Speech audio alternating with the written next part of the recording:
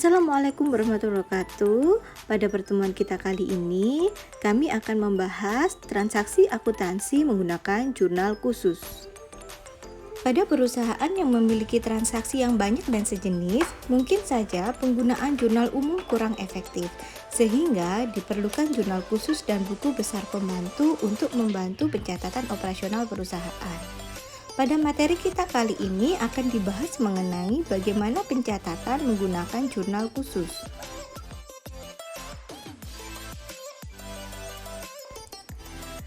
Konsep jurnal khusus.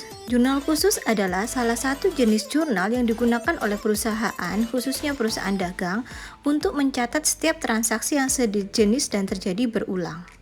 Perbedaan antara jurnal umum dan jurnal khusus dijelaskan dalam tabel berikut. Jurnal khusus dirasa efisien untuk mencatat transaksi dengan intensitas yang tinggi, yaitu pembelian, penerimaan kas, penjualan, dan pengeluaran kas. Bentuk-bentuk jurnal khusus adalah jurnal pembelian, jurnal penjualan, jurnal pengeluaran kas, dan jurnal penerimaan kas.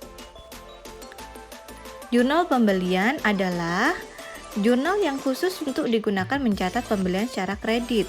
Berikut adalah format dari jurnal pembelian. Contoh dari jurnal pembelian adalah pada sebuah transaksi pembelian secara kredit, di dalam jurnal pembelian dicatat dengan masing-masing nama perusahaan yang melakukan transaksi pembelian secara kredit. Selanjutnya, jurnal penjualan adalah jurnal yang khusus digunakan untuk mencatat penjualan secara kredit dengan format jurnal sebagai berikut. Contoh dari jurnal penjualan adalah pada transaksi yang berkaitan dengan penjualan kredit, maka di dalam jurnal penjualan juga ditulis mengenai perusahaan yang melakukan transaksi penjualan secara kredit. Jurnal pengeluaran kas adalah jurnal khusus yang digunakan untuk mencatat setiap transaksi pengeluaran kas yang dilakukan oleh perusahaan. Berikut adalah contoh jurnal pengeluaran kas, di mana perusahaan melakukan pelunasan atas pembelian yang telah dilakukan dan pembelian barang dagang secara tunai.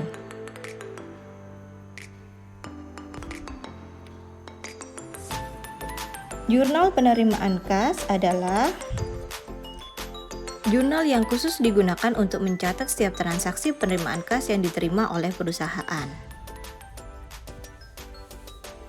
Contoh dari jurnal penerimaan kas untuk transaksi penerimaan pelunasan piutang dan penjualan barang dagang secara tunai.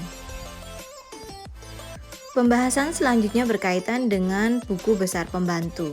Buku besar pembantu merupakan buku besar yang digunakan untuk membantu perusahaan mengelompokkan akun yang memiliki karakteristik sama.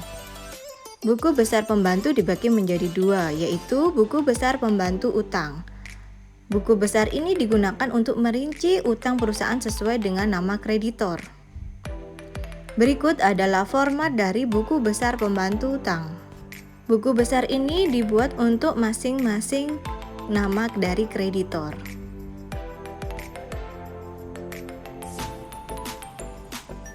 Selanjutnya adalah buku besar pembantu piutang. Buku besar yang khusus digunakan untuk mencatat perincian piutang sesuai dengan nama debitur. Format dari buku besar pembantu piutang adalah sebagai berikut.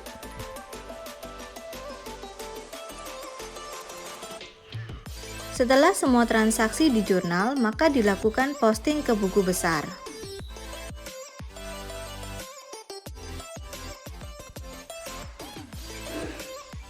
Berikut adalah hubungan antara transaksi jurnal khusus dan buku besar pembantu.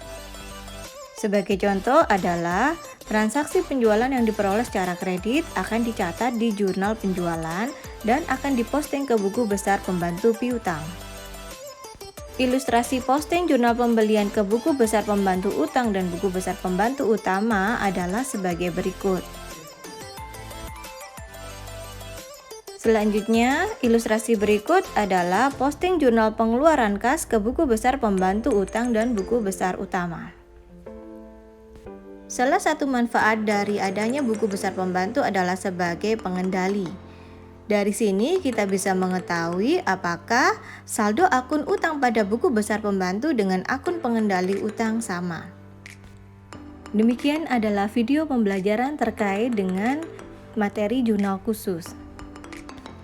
Terima kasih atas perhatiannya. Semoga bermanfaat. Wassalamualaikum warahmatullahi wabarakatuh.